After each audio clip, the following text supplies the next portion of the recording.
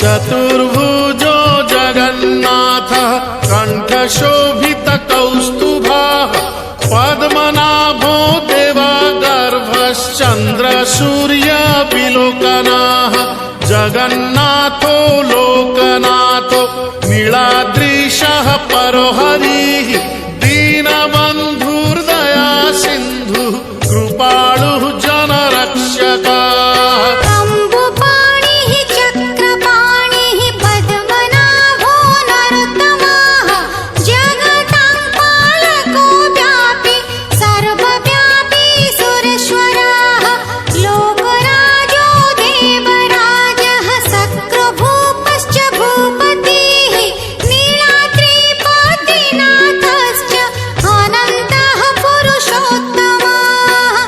क्षोभ्यायः कल्पतरुः विमला प्रीतिवर्धनः बलभद्रो वासुदेवो माधवो मधुसूदनः दैत्यरिः पुण्डरीकाक्षो वनमाली बलप्रियः ब्रह्मा विष्णु वृष्णिवंशो मुरारिः कृष्णकेशवः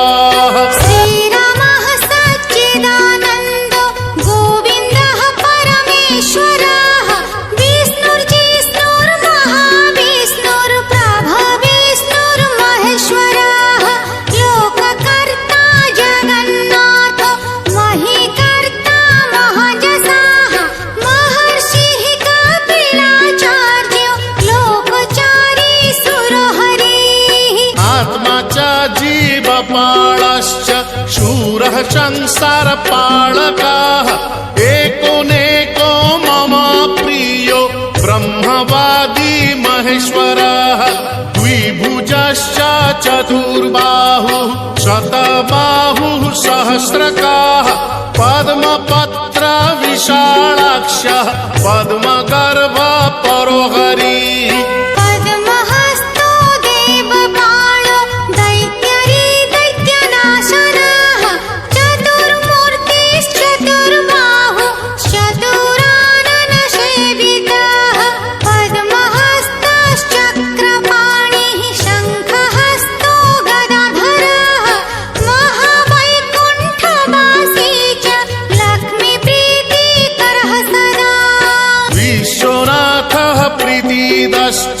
सर्वदेवा प्रियंकरः विश्वव्यापी दारुरूपश्चन्द्रसूर्यविलोचनः गुप्तगन्धोपलब्धिश्च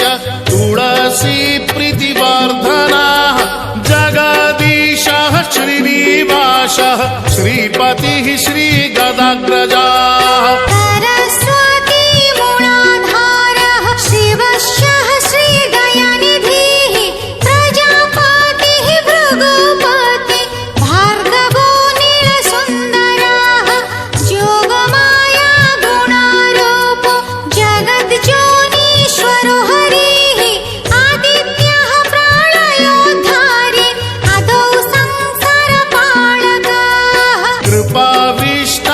पद्मपाणि रमूर्तिर्जगदाश्रयः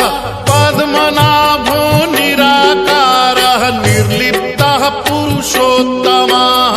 कृपाकारः जगद्व्यापी श्रीकरः शङ्खशोभितः समुद्रकोटिगम्भीरो देवता प्रीतिदः सदा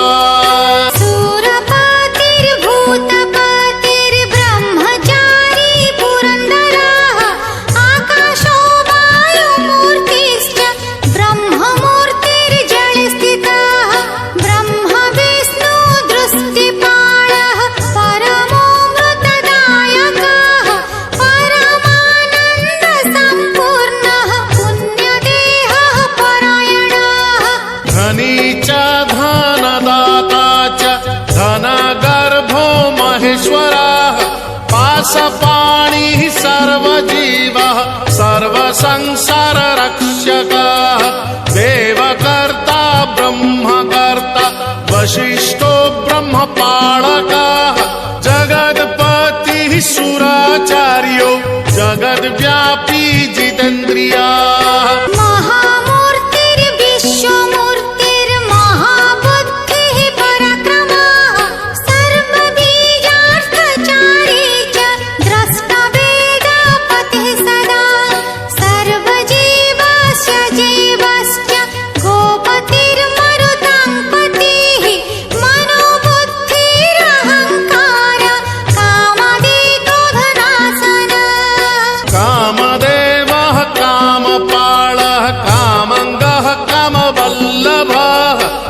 शत्रुनाशी कृपा सिन्धुर्कृपाळुः परमेश्वरः देवत्राता देवमाता भ्राता बन्धुः पिता सखा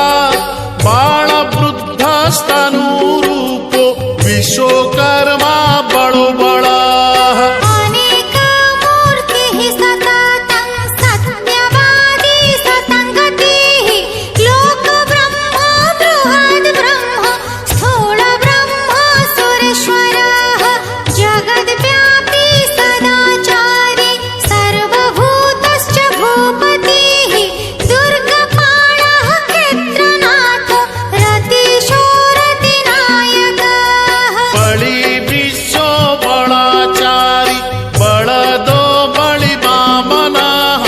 दरः सहस्रचन्द्रः परमः परपालकः अकारादिमकारान्तो मध्योकारः स्वरूपधृक् स्तुतिस्थायी स्वमपाश्च स्वाहाकारः स्वधकारः मत्स्यः कूर्मो वराहश्च नरसिंहश्च वामनः परशुरामो महावीर्यो रामो दशरथात्मजः देवकीनन्दनः श्रेष्ठो नृहरिः नरपालकः वनमाली देहधारी पद्ममाली विभूषणः मल्लिकामाळधारी च जातिज्योतिप्रियः सदा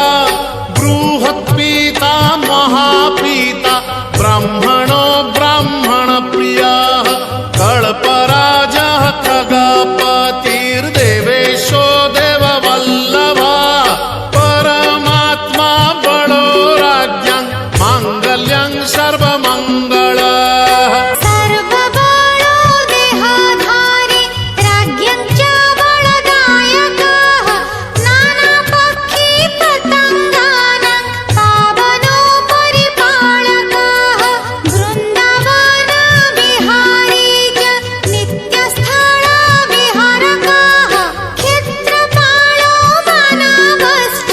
भुवनो भवपालकः तत्त्वं रजस्तमो बुद्धिरहङ्कार परोपिता आकाशङ्गः रविः सोमो धरित्रीधरणीधरः निश्चिन्तो योगनिद्रश्च कृपाळुः देहधारकः सहस्रशीर्षा श्री